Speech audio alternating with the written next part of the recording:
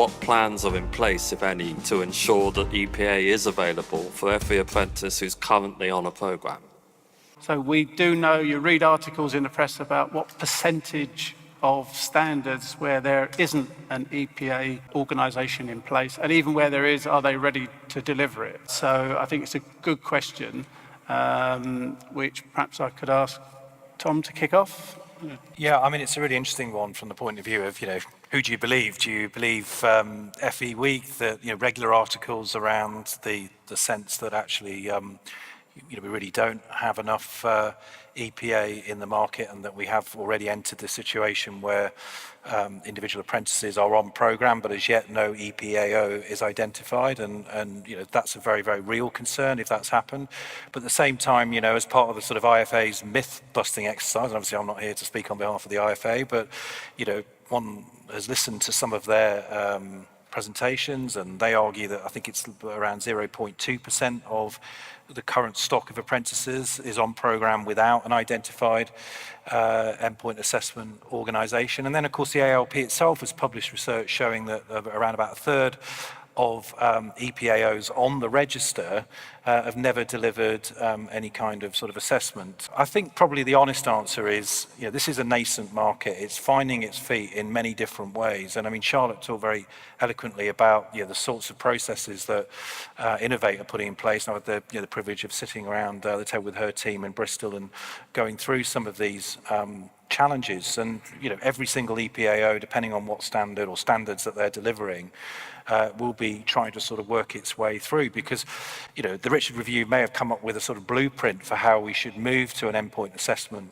model. And by the way, it's just worth highlighting for the audience, Stuart, there's only one other example in the world of this EPA model, and it's Canada's apprenticeship system, because even the famed German Swiss, Austrian models, they're based on more ongoing assessment of those apprentices, and ultimately employers themselves actually decide whether or not you've reached your required apprenticeship standards. So, in that sense, we are an innovator as a country in terms of what we're trying to do. But I think it's something that, will have to be returned to on a regular basis about whether or not these reforms really are being implemented in the most coherent, most effective way. I mean, one of the concerns for my members, obviously I represent over 150 odd awarding organisations, many of whom, around 48, are on the register delivering endpoint assessment, because obviously their heritage is in really good quality assessment design and curriculum.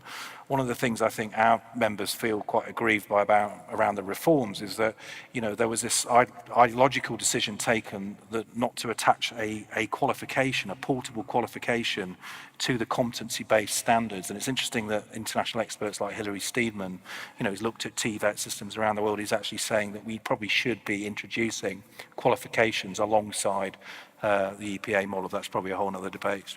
Well, it is, and I was in the original debates, and my view, I can't speak for anybody other than myself, was always that qualifications did always form an important part and probably should ongoing. And of course, the programs that we hold dear, which are the degree programs, all have a degree in them. So it's interesting that the government don't hold true to what they've said.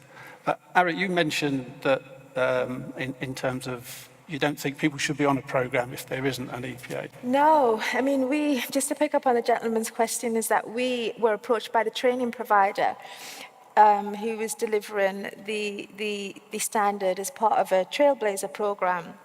And those apprentices were about 9 months in the programme by the time that we were approved to be on the register, and we had to ramp up and start to create assessment materials, everything in a very, very short period of time. And I think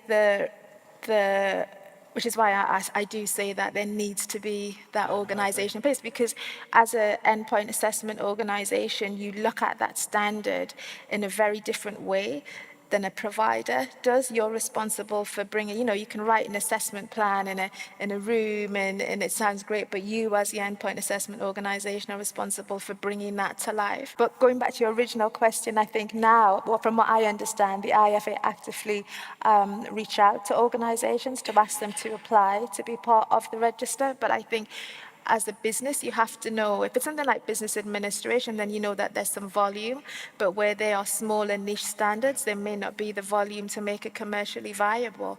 I think everybody would agree with what sits behind your question is that is it fair on either an employer, but more particularly on an apprentice, to be on a programme where they don't know yet what the, and I guess, no, that doesn't seem right. But Charlotte, how close are we to getting to the point where that shouldn't happen again? So I think there's two different questions here, and this is where it's getting muddled, is actually for an endpoint assessment organisation, getting on the register is the easy bit. It's actually after that, the hard work, the real investment, the real resource kicks in. And I think, in all honesty, it feels to me there's a number of people who, oh, actually, yeah, we will become the endpoint assessment for that standard, that standard, that standard. But then that true impact of what that really means is people possibly thought, actually, do I really want to develop? Have I got the time investment to develop all the assessment materials, all the infrastructure, all the staffing to actually sit behind that? So and I think what you've got is IFA are asking the first question, looking at the register and seeing that there is coverage, instead of saying, but how many are actually now really preparing to deliver the assessment for that? And I can see a lot of nods, actually, so this is clearly resonating with people. The part that I found more frustrating is when we started this was to actually give employers a clear understanding of what was available, less standards so they could navigate it, so we could understand what the progression was for people on apprentices. We now actually have more standards than we did frameworks, which, how have we ended up there? And there are some, what I believe, quite odd standards that are approved, roller coaster engineer, where there are then things that aren't approved or are taking more time to go through. So there's some actual bigger, wider questions we need to be asking ourselves. This started off being about productivity in the UK and higher quality apprenticeships, and now we're in a situation where it's gone crazy the amount of standards that are approved. There's people on that are approved to offer those, but do we know if they're really going to develop the assessments? We've got a roller coaster engineer being approved and more challenge for something like nursing associate. That just confuses me, but maybe I've just got a odd brain. No. One of the many things that we were all confused about. But I was interested in showing that particular question. Would you be happy if some of your employees were on a programme that didn't have a endpoint assessment? No, we wouldn't. We wouldn't be happy at all. So when we started on the standards last year for our warehousing operative, we knew the endpoint assessor we wanted, but they were going through their sign-off.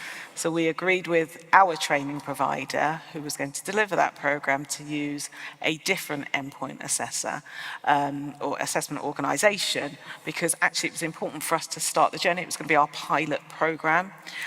We will then swap over to our appointed organisation.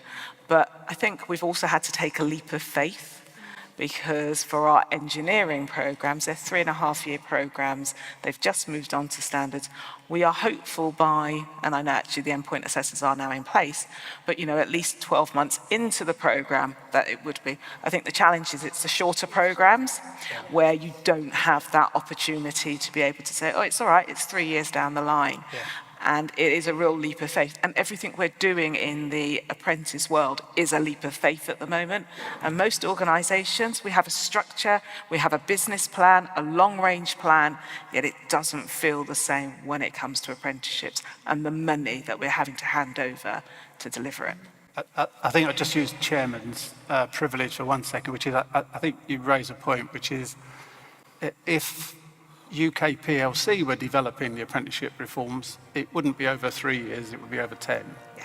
And many of these issues have come because they have to squeeze it into a parliament and set themselves some, in some respects, some would say crazy targets.